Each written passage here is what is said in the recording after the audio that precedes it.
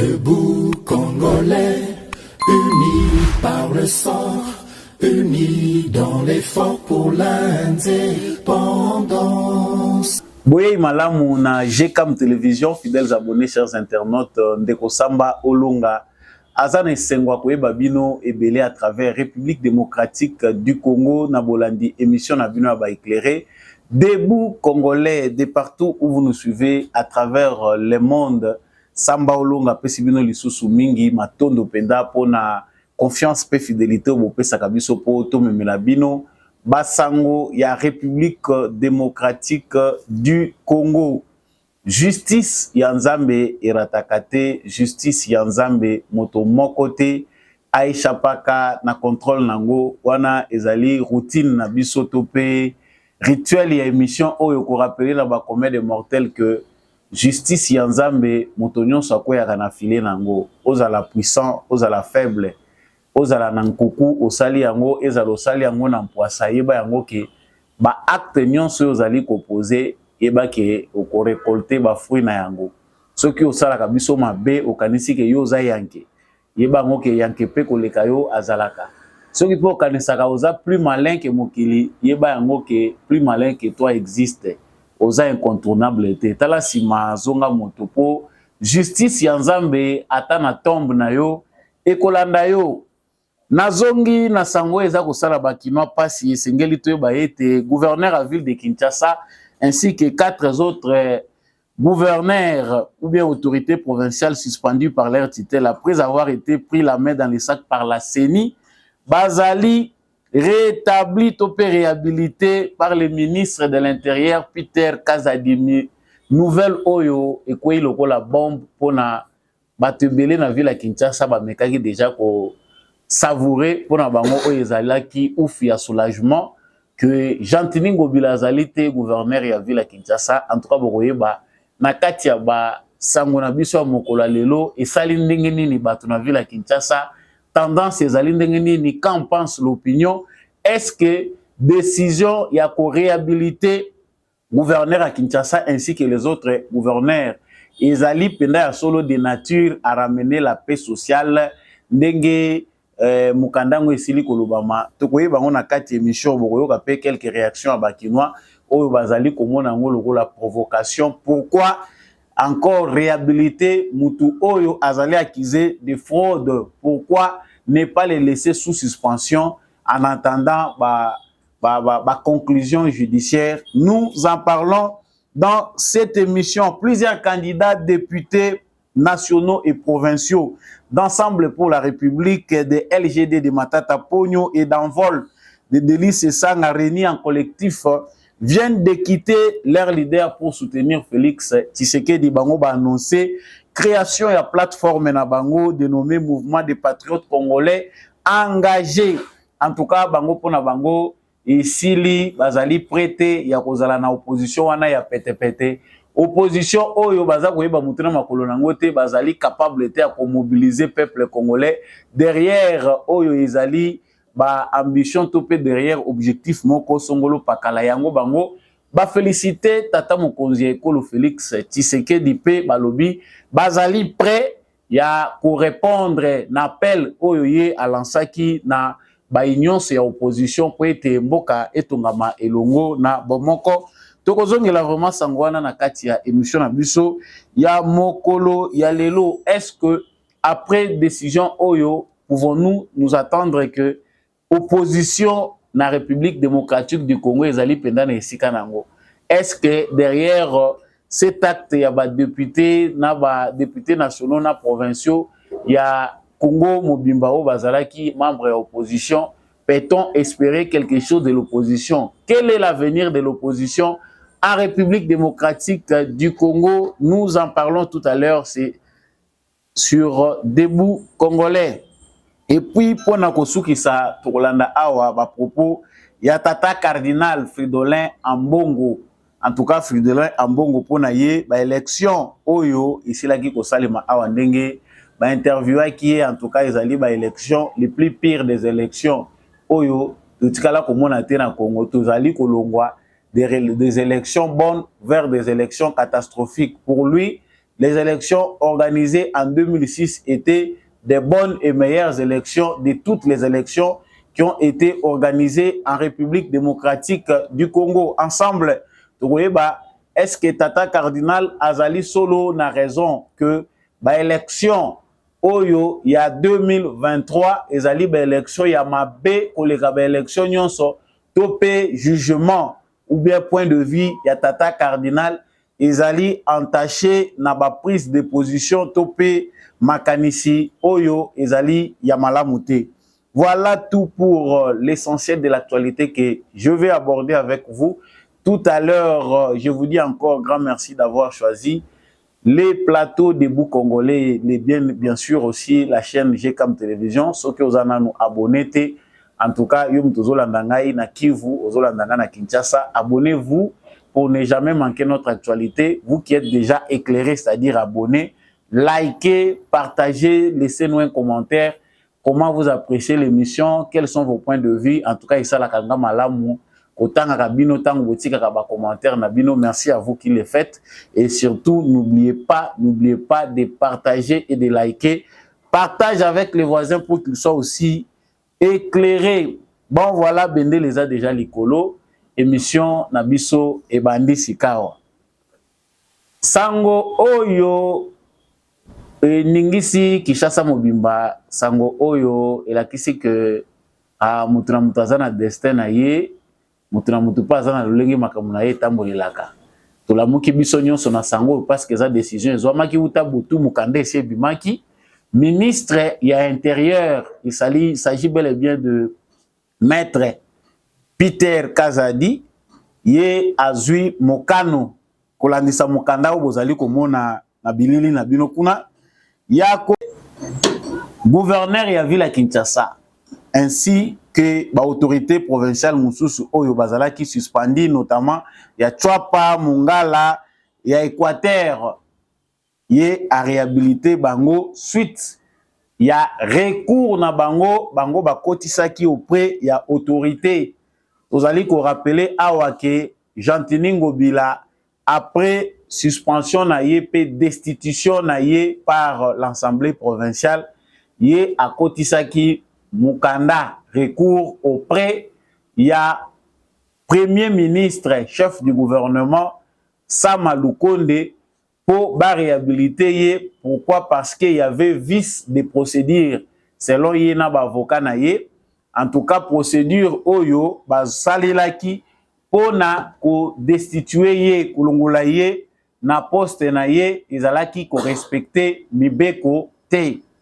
En tout cas après mikolo parce que biso toyebi ke na moment oyo biso toza ko savourer ba acte que ça soit par populisme ou soit par amour du pays que azalaki pe gêner pour salango biso nyonso toza curieux ya kotala pendant 1 mois 2 mois 3 mois que serait la ville de Kinshasa si ça peut faire 2 mois ou 3 mois avec Jekoko Mulumba.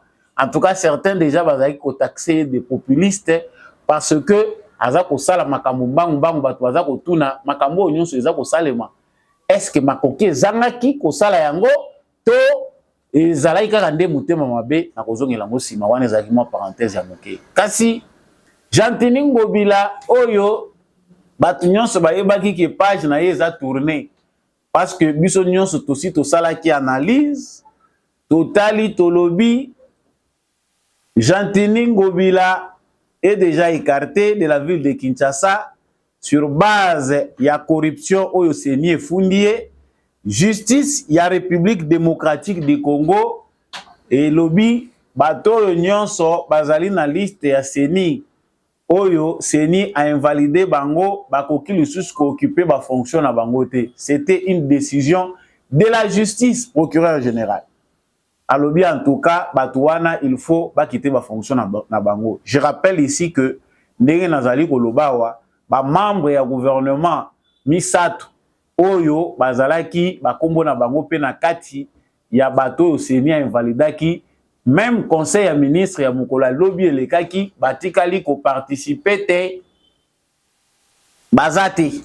Mais qu'est-ce qui fait que Jantini Ngobila et les autres gouverneurs soient réhabilités de leurs fonctions, c'est-à-dire bazongeli complètement Moussala na bango pendant que les enquêtes se poursuivent et puis justice azo sala Moussala na yepona kopé sa conclusion.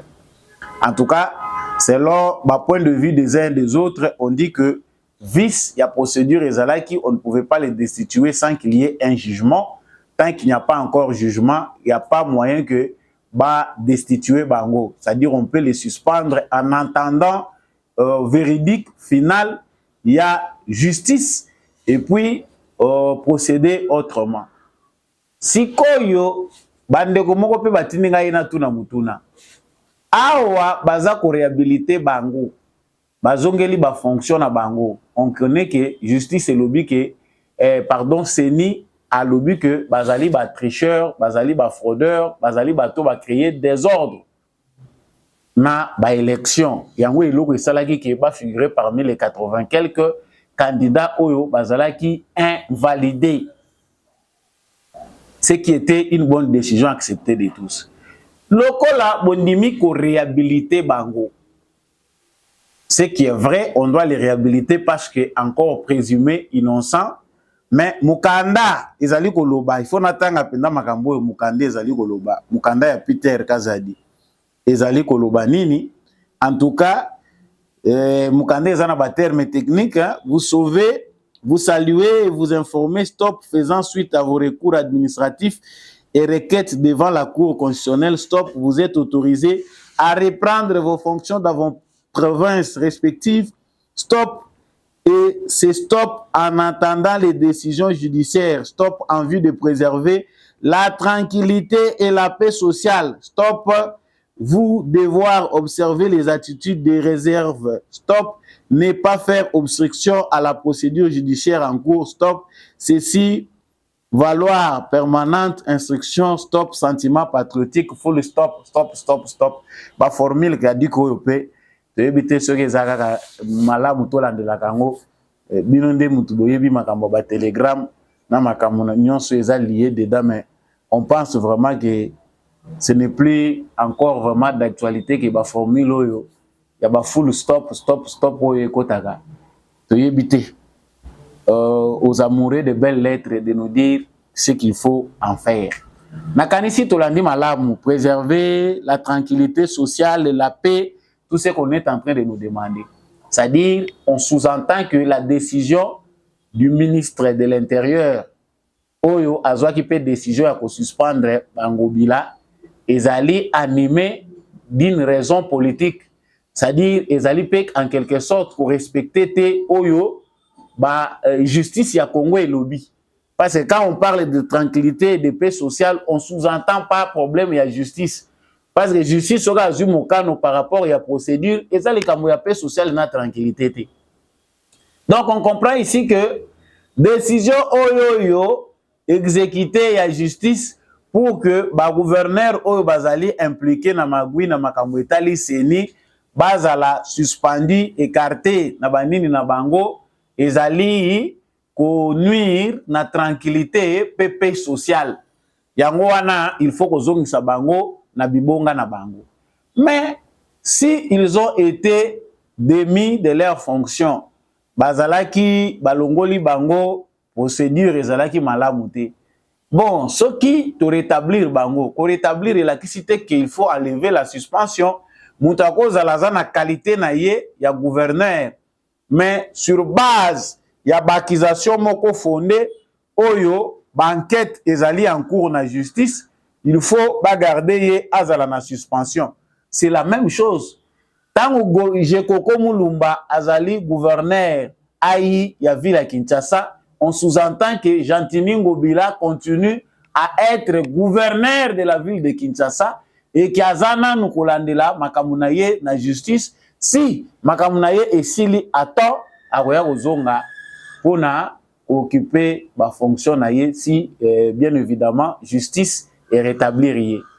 Mais bandeko na ngai wala toza kolobela na ezana no ba fait. On sait que feti ezalaki pas Jantini Ngobila ko banda déjà butu azalaki notifié que yo kende zonga na tiki bino na no bomona que bokonzi ezalaka kitoko asa zongi mbangu na ville na hôtel de ville to landa sima tozongi.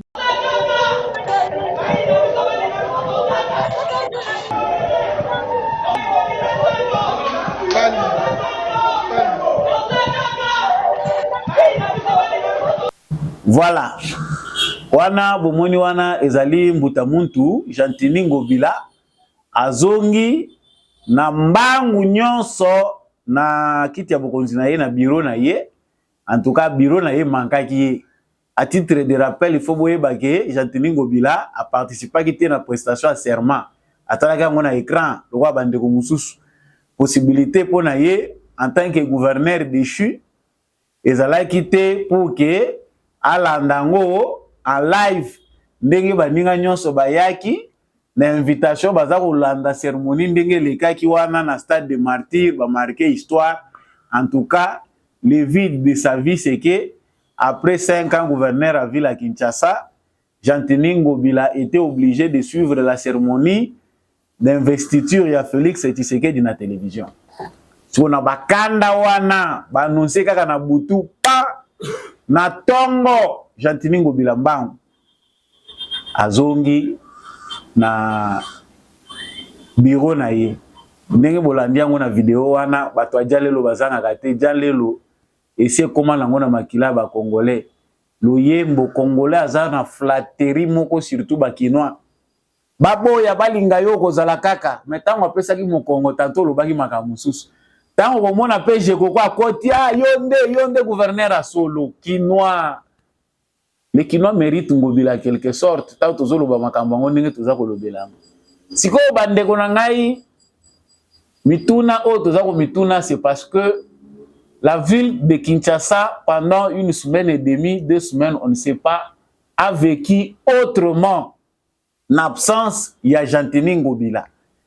En tout cas batuloko la biso na ba observateur musu curieux ba découvrir motema mabe ya Jantini Ngobila. Est-ce qu'il avait manqué les moyens ya kuede biso to mona ka ba montagne ya ba fulute oyo jekoko asali na lombango nyonso pendant quelques jours seulement. Rond-point Wileri ezali lokola dépotoir parce que tant tozolo ba rond-point Wileri bato ba yebite okoti oza na avenue Wileri oye rond-point ezawana avant au loger pour bimana boulevard du 30 juin. Rond-point wana na Bosoto na ba mai ndenge yaka kotelenga na wana ça fait des années evandi wana ba maziba nyonso wana eza kovanda wana Jantini Ngobila yebi kotala ngote pourtant toza en ville ezali carrefour moko ya munene balabala wana ezio bato bazo kokota ba Wileri o ba emprunta kango ba uti palais du peuple baza koleka mbango po ba ke kota na boulevard du 30 juin. Les observateurs ont vu que en 4 jours, je dois vous laisser d'abord suivre bon na makambo leka ki na rond-point Wileri simande tozongi.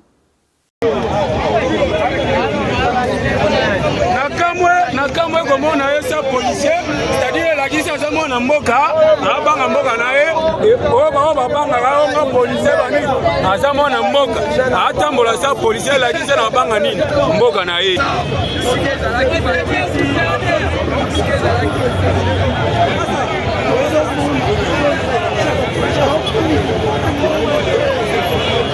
Félicitations. Très rapide.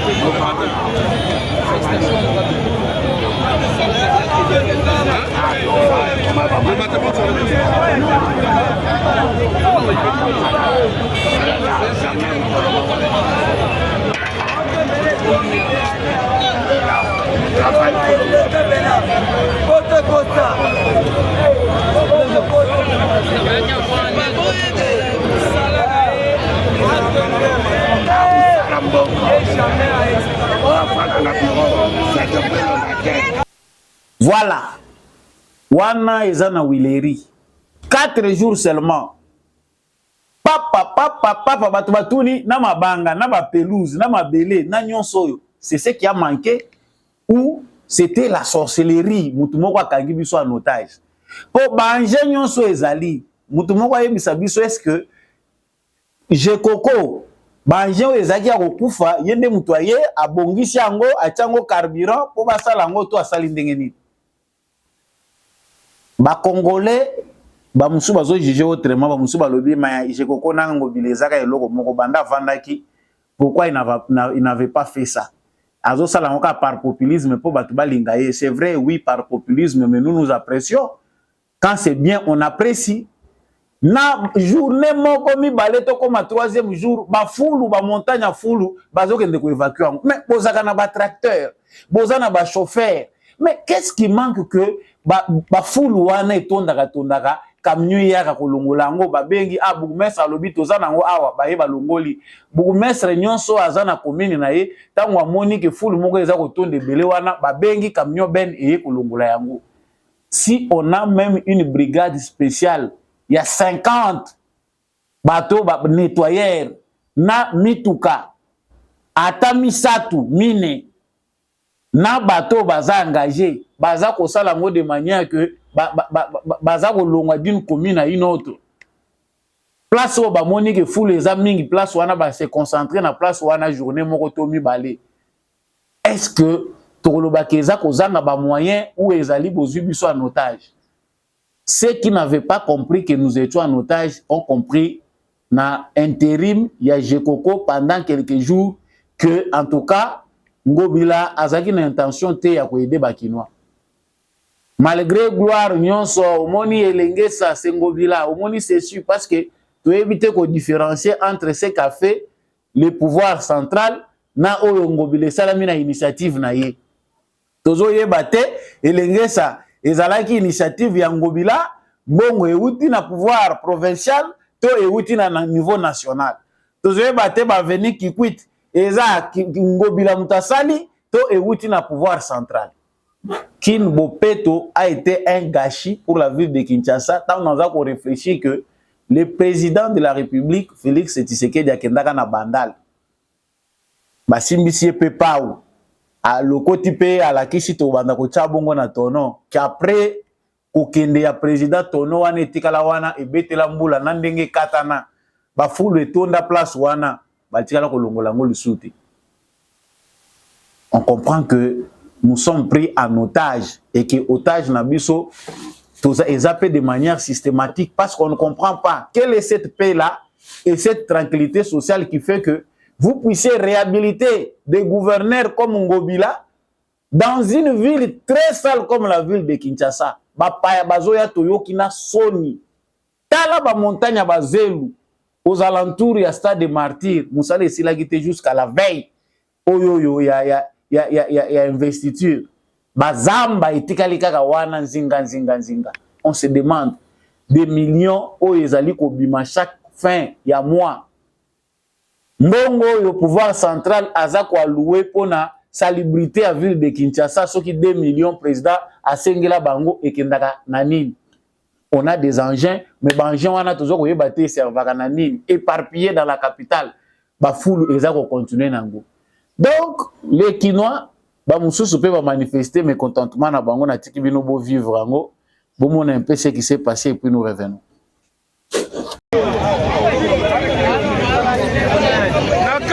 Nakamwe comme na yesa policier, c'est-à-dire la gisa za mona mboka, abanga mboka na ye, o banga ga nga policier bani, aza mona mboka, atambola sa policier la gisa na banga nini, mboka na ye.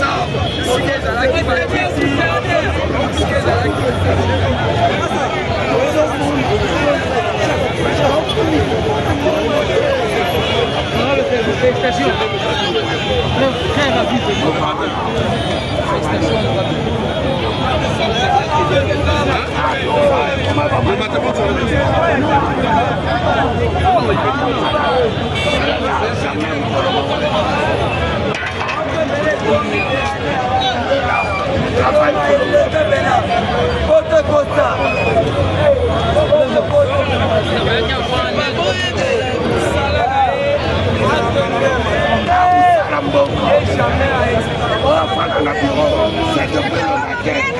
Voilà, ça c'est le mécontentement, partisan ou pas, mais on n'a qu'à apprécier total qu'est-ce que les gens en pensent. Ngobila n'a pas fait mieux pour nous faire oublier Kimbuta. Tant que bamona ka fulu, bamona ka sungobila, bamona ka Ngobila, bamona ka Kimbuta. parce que Ngobila a hérité fulu ya Kimbuta. Abinisi biso azobina, tout ce qu'il pouvait faire c'est distraire les Kinois. Les Kinois pour distraire c'est facile. So amoni ozobina lokola ye, amoni ozobeta langila lokola ye, a bokomi na bino ndenge moko osala malamu osala mabe, nyonso ezomema na kati ya luyenge. Kimbuta asali nyonso akoye kosala, il nous a laissé l'héritage de montagnes de poubelles, montagnes ya ba déchets atiki kosundolango. On pensait qu'avec Ngobila, sous l'impulsion du président de la République, on peut avoir la paix. Et là encore, c'est pire. Parce que l'exemple doit venir d'en haut. Ceux qui te reçoivent comme gouverneur à Boy, moi je vais s'en lobby, mais toujours comprendre était finalement avec cette allure, Ngobila azama kasi hein, ah toza ko beta sete to lobaïge pasteur Godem Poi. Kolisa li sous prière parce que bitumba nano isilité. C'est vrai pour na yo longaki ba destituer yo nzamba sumio na mona baninga na yo ba pasteur oza réhabilité. Mais yo déjà pesa ki témoignage to yembi ba cantique ya gloire na kati église ke muyibi akei miyibi ya Congo bazama kasi. Guerre ya banganga na ba pasteur eza makasi na ville ya Kinshasa parce que les Kinois à vrai dire sont sous l'envoûtement. Ngai na mona ka terme musu na koko utiliser te eza envoûtement molimo a distraction et ça la ke ba Kinois batika batu oyo baza ko mériter te ba détruire capitale boye. C'est de l'envoûtement. Les Kinois sont dans la distraction. C'est-à-dire être Kinois c'est être distrait. Koloba lobawana c'est toujours en catimini. Na moment où la guerre y a influenceurs et na kati ya ba réseaux sociaux. Ceux qui défendent encore Jean-Tini Ngobila parce qu'il est revenu, ceux qui défendent Jeko Komulumba, c'est toujours ça. Mais au moment na batute autour ya makambo eza vrai. Batumususo bazana ba intérieur na ba province à l'intérieur du pays. Ça réfléchit mieux un peu qu'à Kinshasa. Si on a lire les autres qui faut na provincial. Lui de PES a en tête, c'est 14 députés députés provinciaux. Ngobila vient là avec 9. Tant Ngobila a 9, wana boyebi que management ya Ngobila aussi boyebi yango. Et ils sont habitués, ils savent comment faire. Ba député union so bazoko ya nzala. Na oya yemoko nanu ayebi que ça sont des acquis. Achilaki bango bambongo na ye. Abundi penda acheli bango abimi na 9 députés. Un gouverneur qu'on dit qu'il a mal géré la ville de Kinshasa, mais a réussi à travers son parti politique à faire élire 9 députés provinciaux. Et puis ils ont déclaré que ba marginaliser bango normalement baza 9 té, ils ont aussi des requêtes na bango na cour constitutionnelle parce qu'il y a encore d'autres députés où il y a bango il fallait qu'il va bima mais ba bimete. Tant tozo tala ndenge match beta makaso ki DPS elali parce que batu baza ko mona ngoka ezoleka politique ya Congo okoko bela mutu changer ce pays eza ko senga batu moko na ebité ba extraterrestre non mais eza ko senga rigueur moko makasi na justice mais aussi avec des gens rares oyo bakoko za na bolingo ya ko sala profil bazala humble ba aider mboko yeke de liboso. On a 9 fois azana bango ba député wana. Batu musu bazokanisa ke po abanda déjà ko sala ba contact a kozela ke le moment venu. Non, ndenge baza wana basinga déjà zolela azako luka talia na 9 fois nazana ngo toko beta ndenge ni na batu MLC. Il peut même corrompre même à l'UDPS. Tout le monde UDPS awa avec ses 12 députés provinciaux na législature passée. IDPS azanga na assemblée provinciale na vice-gouverneur. Taka netango makamweye ko se chambouler après nini après ko boma ya coalition FCC cash de IDPS azu souffle ya kozala vice-gouverneur. L'IDPS azwa chance na ville ya Kinshasa ya kozwa kaka vice-président ya assemblée provinciale. Le reste temps Amelama, avec ses 12 députés, IDPS Azwakaka, vice-président et assemblée provinciale. Il y a vu la Kinshasa. Et eza lisusu possible lelo po zeta nga naza koloba wa bandeko ebele batalisi masasi oza koloba yango mingi te tika toloba moma yango oyo lisusu koyoka eza daa na kati ya kosalema ndenge eza na batractation eza kosalema pour la ville de Kinshasa baguerre ezali baoyo mosusu soki deja bake koluka nganga na bango oyo asimba Kinshasa toyebi te soki basalaka ndenge nini ils sont déjà dans le couloir bamosusu non pour na kobima gouverneur il faut nakende s'affirmer pas chef de l'état ye muta ko confirmer nga dans le couloir en train de chercher les ambitions non mais monsieur le président avec votre poids politique nga na na agenda na ngai ya bien vraiment je peux mettre de l'ordre dans la ville de Kinshasa soutenez-moi pour que ville ya Kinshasa ezwa nini ezonga na vision na ondengo lingango et puis c'est possible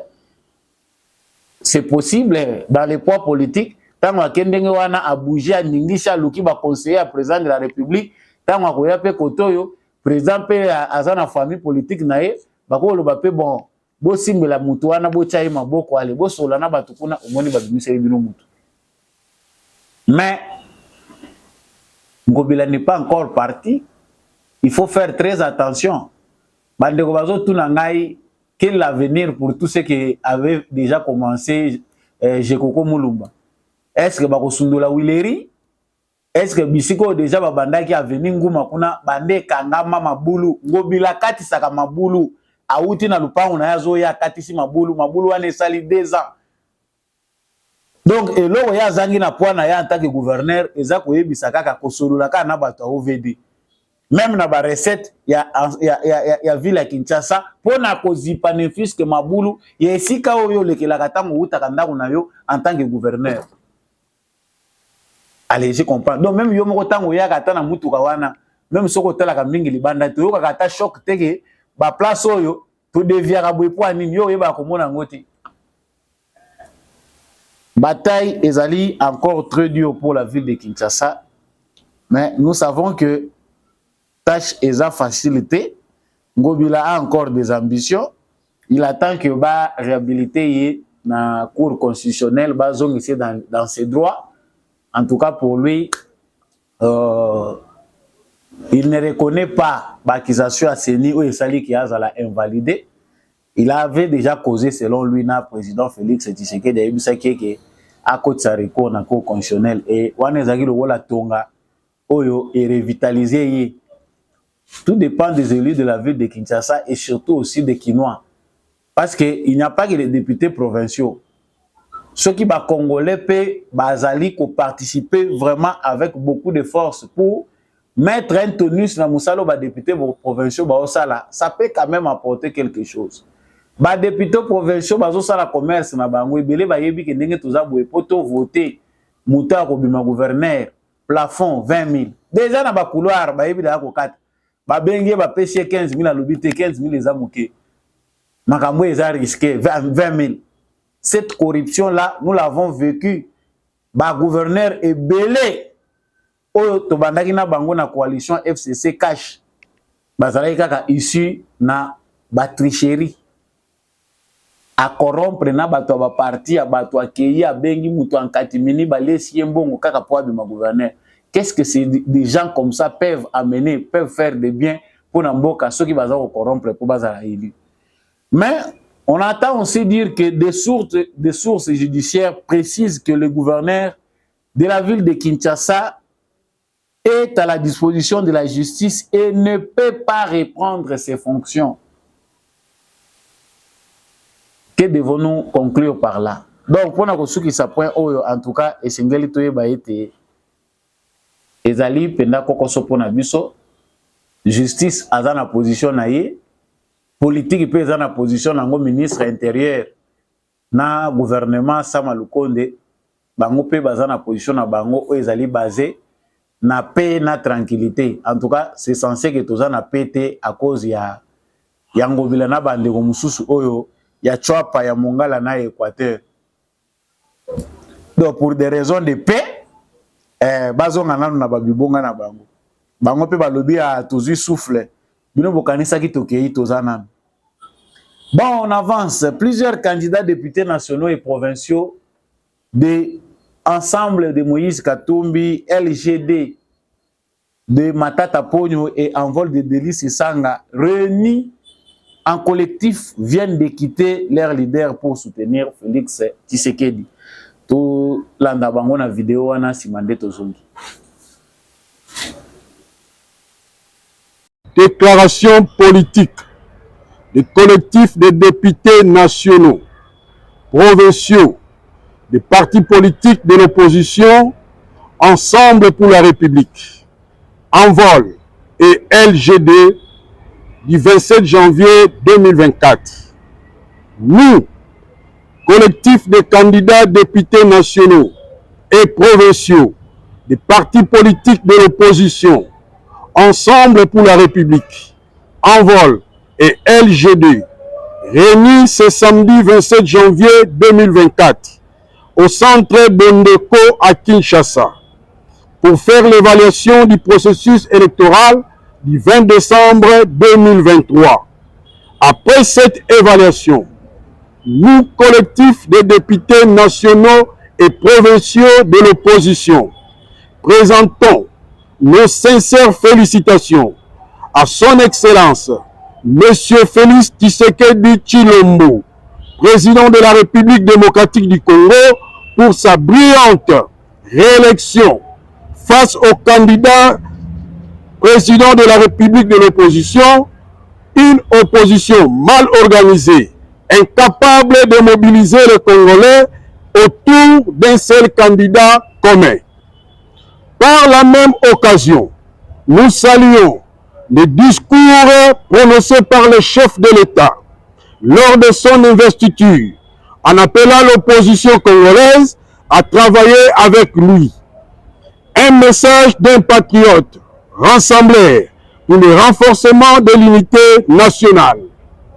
Concernés par l'appel du chef de l'État, nous, collectifs de députés nationaux et provinciaux de l'opposition, prenons notre engagement des patriotes congolais devant Dieu et la nation congolaise à adhérer à la vision politique du chef de l'État, en lui apportant notre soutien indéfectible dans toutes ses actions ainsi que dans son combat de défendre la souveraineté nationale face à Paul Kagame, le président rwandais reconnu comme étant l'agent causal de l'agression de la République démocratique du Congo et ses marionnettes congolais. À cet effet, nous, candidats, députés nationaux et provinciaux de l'opposition, soucieux de notre propre destin patriotique, à œuvrer pour la paix, la consolidation de l'unité nationale autour d'un leadership fort incarné par le président de la République démocratique du Congo, son Excellence Félix Tshisekedi Tshilombo. Décidons en âme et conscience de la création d'une plateforme politique dénommée Mouvement des Patriotes Congolais Engagés, en sigle MCE. Eu égard à ce qui précède, le Mouvement des Patriotes Congolais Engagés lance un vibrant appel aux jeunes dont leurs ambitions sont encore étouffées par certains leaders de l'opposition et leurs proches collaborateurs de se joindre à nous, afin de travailler avec le chef de l'État pour la transformation d'un Congo nouveau. Au chef de l'État, son Excellence M. Félix Tshilombo, votre message à la nation congolaise, lors de votre investiture, en appelant l'opposition à travailler avec vous, ce dernier a été reçu 5 sur 5 par nous les patriotes congolais, dont nous nous assurons notre soutien total au nom du mouvement des patriotes congolais engagés. Que vive la République démocratique du Congo et le NCPR, je vous remercie. Même l'argent n'est pas un problème. En tout cas, pour Nabiso, vous restez avec nous dans l'opposition, vous faites l'opposition et puis on verra ce qui doit être fait. Congolais, culture politique, il y a acteurs rebelles au bazan la scène politique congolaise. Et zalaka nango penda ya kozala même à 10% au service de l'intérêt général. D'abord mon ventre et le reste on verra. Donc ce cas hier azako loba avec tout populisme nyonso soka kutani kaka na occasion.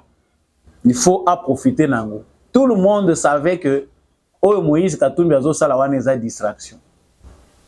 Ça n'aboutira à rien et l'autre mon côté kozala wana. Bango pe ba créer plateforme na bango. Batali kaka une vingtaine. Ba député provinciaux pe bazana 4. Tout ce qu'on peut faire eza nini en tout cas to créer déjà plateforme na biso peut-être bako benga biso tozu ata moi ministère moko tozu pe ata moi ba poste. C'est tout ce que eza base ya réflexion na bango, ba se réunir na bango ba trouver place. Mais finalement, le bulldozer Tshisekedi est plein. C'est-à-dire, on peut dire que toute la classe politique congolaise, sur base il y a poids politique, tout le capital politique à Félix Tshisekedi, ils ne sont pas à mesure de faire l'opposition. Tshisekedi a détruire l'opposition nyonso. Tant que un leader moko aza rassemblé, azane na mutema kolinga koboma batute, il aza ko bongisa jeu de manière à ce que mutu nyonso a s'exprimer valablement, mutu nyonso asala oyo ezali dans les droits na mboka na ye, bato oyo bazana nu ba mesana kité na culture ya démocratie, baza condamné na disparition. On est là en train d'assister à la disparition d'une opposition non préparée. Parce qu'opposition à vos salayango, il faut une bonne raison. Il faut des concepts, il faut des idées. Des idées phares, claires, fondamentales. Pour permettre que Batu baya ko adhérer na ligne de pensée na yo, na idéologie na yo, na vision na yo pour na ko changer beaucoup. L'opposition congolaise, banda Etienne Tshisekedi atika biso est vide de subsistance. Yango peuple congolais landakango le souté. Ce sont peut-être des badauds, des affamés qui peuvent courir derrière des polos. À Simbi Mwanzete wana yebi que pendant quelques heures le soir, on va me donner moi 5 000 nangai, n'allez li pa pourquoi n'allez mususu na tongo et puis on s'en passe. Mais l'opposition proprement dite, eza souko existait. C'est ce qui se passe dans un pays lorsqu'on a un président qui vient fraîchement d'une lutte de plus de 37 ans à accéder à pouvoir et que souci ezali que jeu démocratique est à la mise en place pour que Moutounion soit se sentir à l'aise. So yo mesana na ngote. Ba Congolais belé ba mesana ke oye au fingi Tshisekedi banda tongo tipo quoi pour ba récupérer yo ba pesa yo poste ministériel. Voilà comment Kabila a fabriqué des politiciens. Oyo ezali politique ya ke tsoki na tche Kabila makelele belé na tche pression na fingi de na koya ko mata après ba ko benga nga soki ba bengi nga na aner ba laver nga cerveau.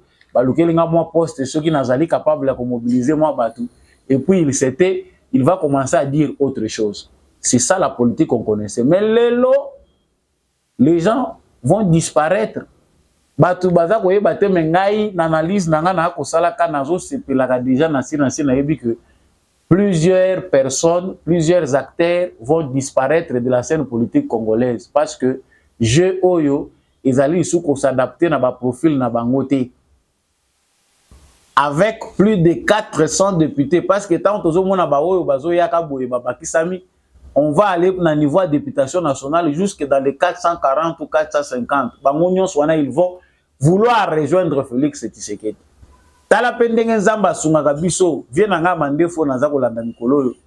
Notre président honoraire. Ole atika batoyo.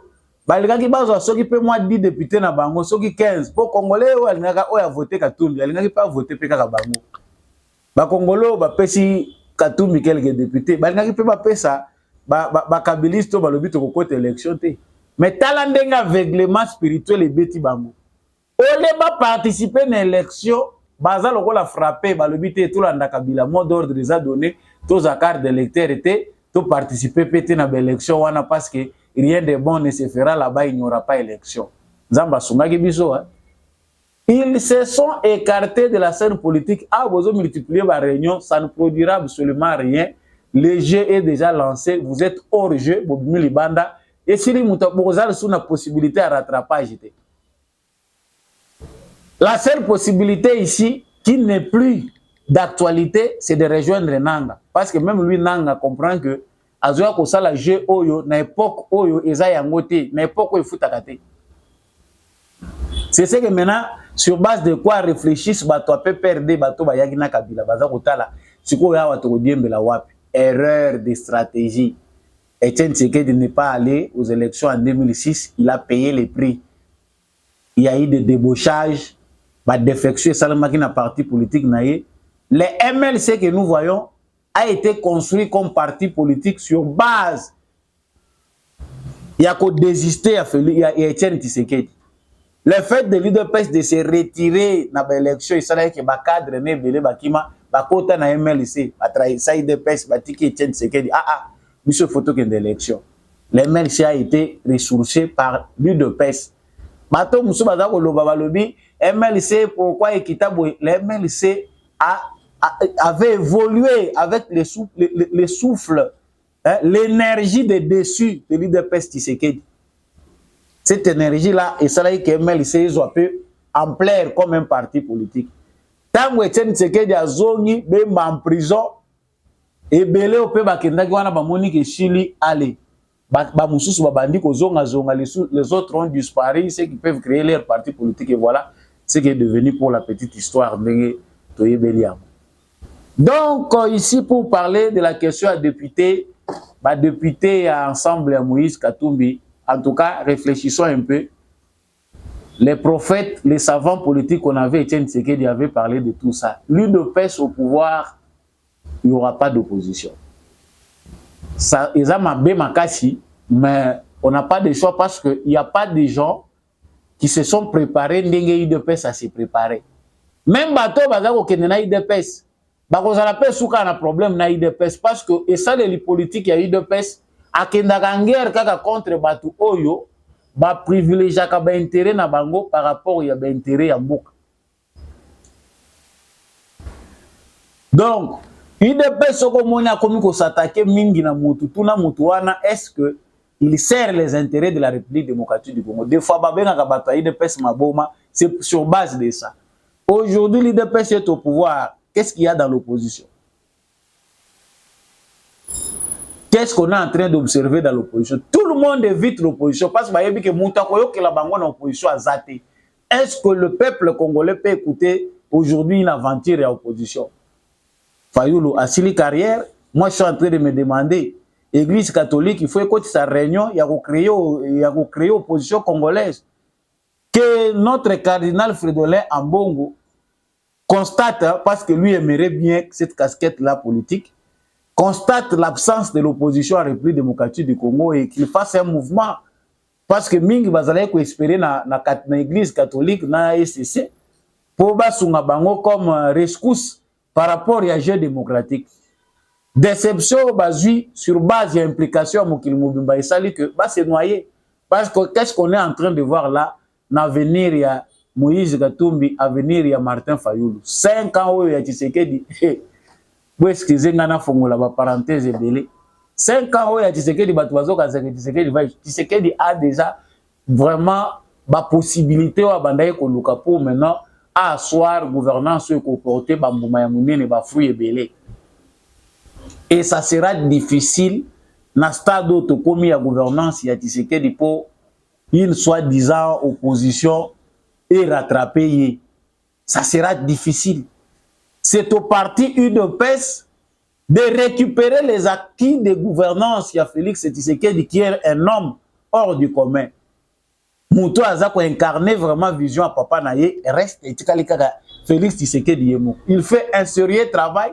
Oh, normalement, il fallait qu'il ait récupérer dans le bureau politique. Il y a UDPS pour savoir mine koki ko salema dans le futur. Malheureusement, tout est concentré sur Félix Tshisekedi lui-même et l'UDPS n'a pas un bureau politique pour déjà commencer à planifier les choses dans l'avenir. Nous l'avons dit, nous sommes aussi la kaka mukula lelote, en tout cas, Moïse Katumbi, Matata Ponyo, Tuna. Tant qu'on signer comme député, est-ce qu'on signer toi qu'on signer?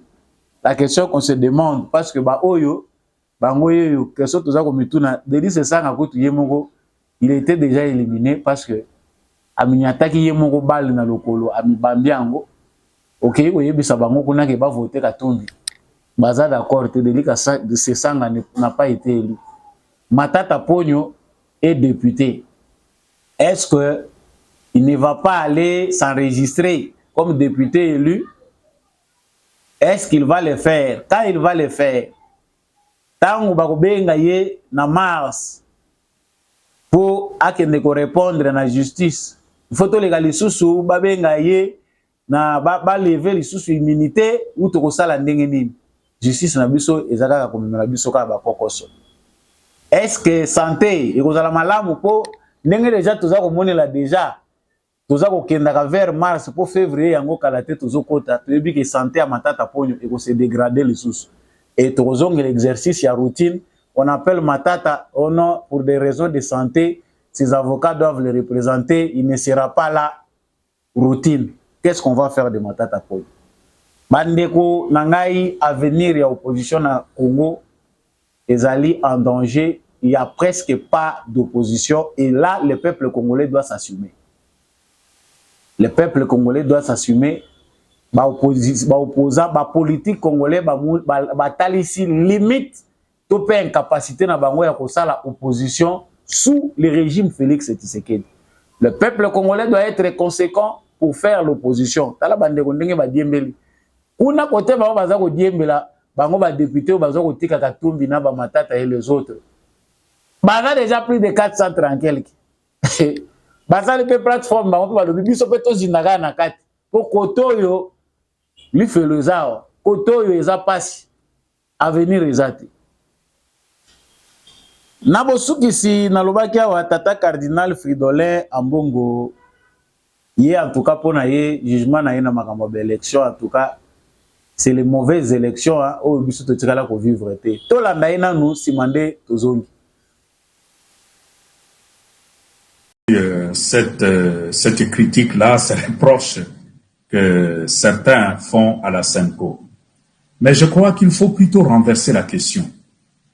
La question qui se pose, ce n'est pas que la Senko a pris goût à faire des critiques chaque fois qu'il y a les élections, mais c'est le comportement d'un peuple qui s'habitue à des comportements, à des situations morales qui sont complètement renversées.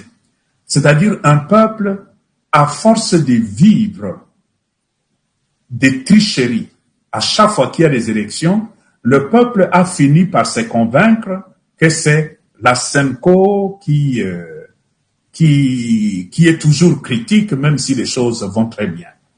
La vérité, c'est quoi? La vérité, c'est que les élections qui viennent de se passer, pour nous, c'est la 4e édition. Si nous faisons une hiérarchie de valeurs, nous constatons que les meilleures élections, c'était les élections de 2006. Et au fur et à mesure qu'on avance, les choses se dégradent, les choses deviennent pires. Et les pires de ces quatre élections, ce sont les élections de cette année. Donc, on ne peut pas faire des reproches à la Senko d'être critique, mais le vrai problème, c'est que le peuple continue à s'enfoncer dans le mépris des valeurs. Et la Senko, devant une situation pareille, ne peut pas se taire. La situation ne s'améliore pas. La situation se dégrade. À chaque session d'élection au Congo, la situation se dégrade.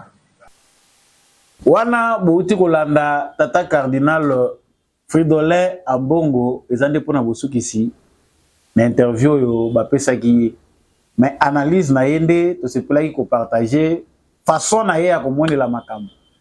Est-ce que vision na ye eza floué topé analyse na ye eza biaisé aza ko sala mauvaise lecture ou c'est sciemment qu'il le fait sur base d'un penchant dès le départ. L'élection, il y a 2006, c'est là qui va meilleures élections pour lui et que les élections, il y a un moment où Tozali, des élections catastrophiques, élections à Mabé Koleka. Nous sommes partis des bonnes élections pour venir tomber à l'élection et Zali Mabé. En tout cas, tout de suite, le mingi par rapport à l'analyse, la position, oyoyo, tata cardinal Azakozwa. Les penchants, on le sait déjà dès le départ, lorsqu'un cardinal, Oyo Azali Mokambe église, il faut aller au milieu du village, à sa qui position pour nous présenter, moko ya ba potentiel candidat comme frère et église et que bato église va soutenir. Et qui faisait des navettes chaque fois à Zako Kende, na Kachobwe, bazako invité, bazako kwa freter jet à privé pour yakozoyer à Kenda. Qu'est-ce qu'on doit attendre là? Nous savons que ba propos ya cardinal, ils allaient une façon pour justifier au foot à Banyongo. Parce que l'église catholique à ce stade n'a pas eu le temps, n'a pas protestant, c'est Félix Tshisekedi qui a gagné les élections et nous devons l'accepter comme tel. C'est quoi le bien on a ba manière moko à peine voilée, mais ils ont reconnu d'office que c'est Félix Tshisekedi qui a gagné les élections, ils peuvent lui apporter un soutien. Ils ont dit quand même quelque chose. Mais Tata Cardinal pas à obligé. À final, là où ça fait mal, pour dire à Katumbi que nous avons fait du boulot. Oh yo, c'est aussi pour ne pas avoir de problèmes avec lui. Moïse Katumbi attendait beaucoup de la part de l'église catholique et de l'ECC. Ce qu'ils n'ont pas pu faire, en tout cas pour cette fois-ci, dans l'élection à Touro. Tolo Bakeye, c'est Katumbi qui a gagné, en tout cas, marge à manœuvre. Mais au moins, nous pouvons servir en continuant à dire que les élections étaient plus catastrophiques. Comment les élections de 2006 et 2023, ce que tu comparais à notre monde, il y a 2006, des élections plus meilleures. Le processus électoral, il y a 2006, des élections vraiment chaotiques. Parce que na bleu, les élections, bazoba qui biso penda kozoba. Mais oyo ba pesi possibilité na mukili mobimba basala ndenge balingi pona kotala ceux qui s'observent au Congo. Est-ce que ça le maki na 2006? Basala qui comptage bureau par bureau oyo za ko senga lelo.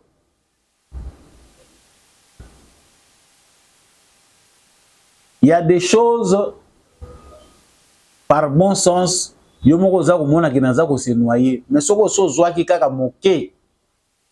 Au moins, il argument aux obligés au changer pour au justifier moi ba miette au tous allez percevoir. L'église catholique fait la honte aujourd'hui dans le monde entier na position baza ko zoaka na politique à Congo. Bolo ba bosolo bo moni maintenant devant mokili mobimba ensemble ba tunyo so balobi tete.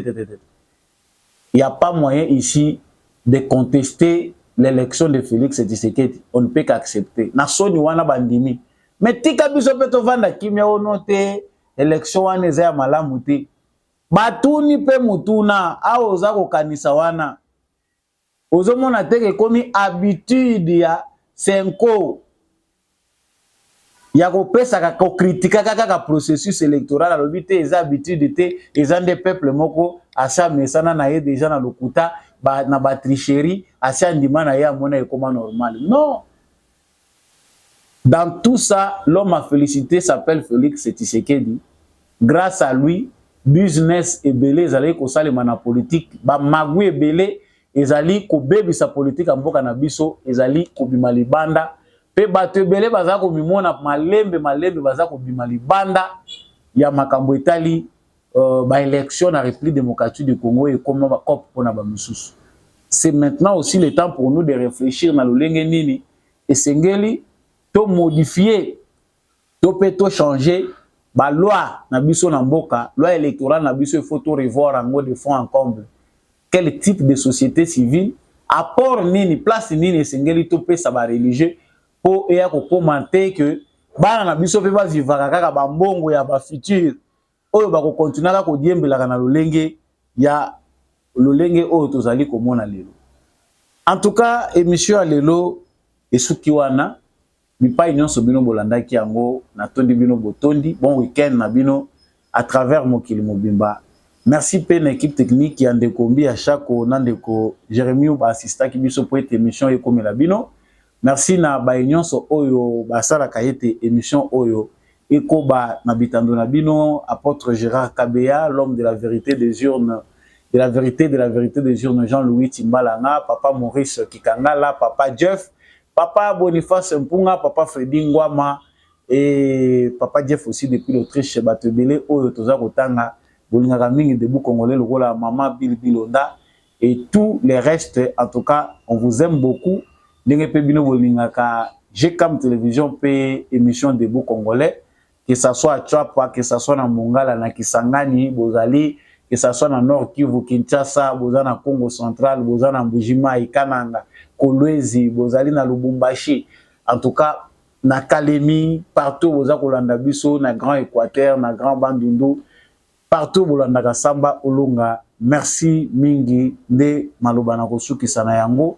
Continuez à liker la vidéo, partager et abonnez-vous si vous n'êtes pas encore abonné. Laissez-nous un commentaire comment vous appréciez